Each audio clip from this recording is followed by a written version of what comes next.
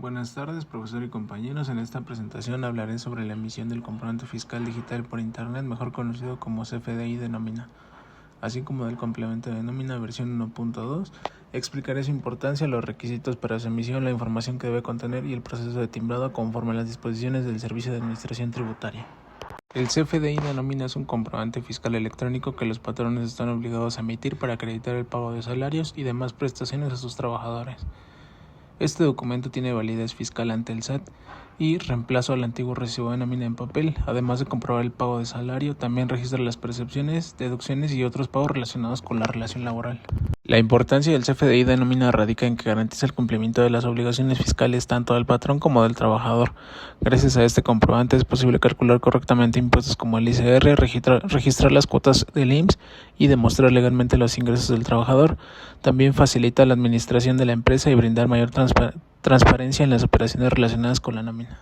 Actualmente la versión vigente es el CFDI 4.0, la cual incorpora validaciones más estrictas para garantizar que la información del contribuyente sea correcta.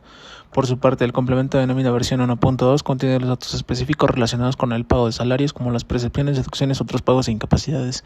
Ambos trabajan de manera conjunta para generar un comprobante fiscal completo y válido ante el SAT.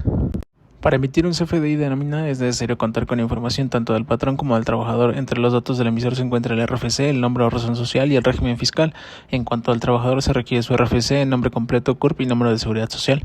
Además, el comprobante debe incluir el tipo de nómina, el periodo, la fecha y el lugar de expedición.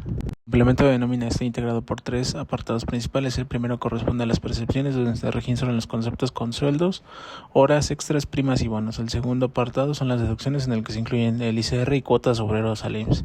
Finalmente, en otros pagos se registran conceptos como el subsidio por el empleo cuando corresponde.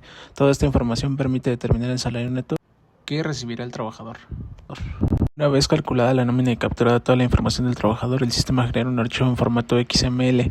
Posteriormente, dicho archivo es enviado a un proveedor autorizado de certificación, conocido como PAC, quien valida la información y realiza el timbrado del comprobante. Al finalizar este proceso se genera un folio fiscal único llamado UUID, con el que el CFDI adquiere validez oficial y puede ser entregado al trabajador.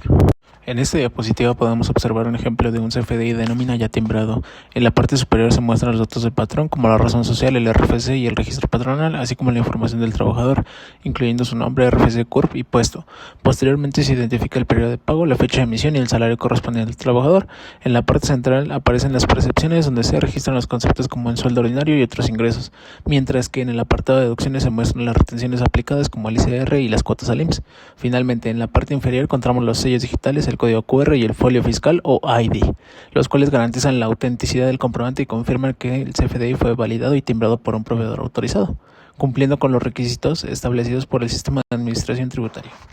Antes de emitir un CFDI es importante verificar que todos los datos sean correctos, especialmente el RFC, nombre del trabajador y el régimen fiscal. También deben de revisarse cuidadosamente las percepciones y deducciones para evitar errores en los cálculos. Finalmente, tanto el archivo XML como su representación impresa deben conservarse como parte del cumplimiento de las obligaciones fiscales. Conclusión: el CFDI de nómina es un documento indispensable para el adecuado cumplimiento de las obligaciones fiscales y laborales en México. Su correcta emisión garantiza transparencia, facilita el control administrativo de la empresa y protege tanto los derechos del trabajador como las responsabilidades del patrón. Además, el conocimiento de este proceso resulta fundamental para la información profesional en el área contable y fiscal.